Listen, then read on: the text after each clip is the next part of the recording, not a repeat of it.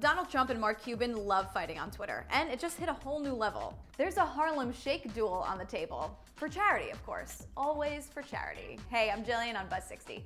This Trump-Cuban feud goes back a long time. Mark Cuban had a show that was a ripoff of The Apprentice called The Benefactor.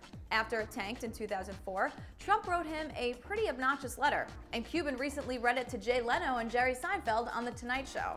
I'm truly sorry to hear that your show has been canceled for lack of ratings. When I initially called you to congratulate you, little did you or I realize how disastrous and embarrassing it would turn out to be for you.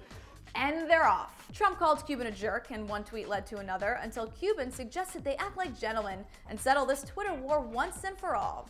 With a Harlem Shake duel for charity between the cast of The Apprentice and Shark Tank. It's all coming together. Both shows have the same creator and producer, so this endless Twitter feud seems to be nothing more than a publicity stunt. Oh, come on, you can't be that surprised. Buzz 60, now you know, pass it on.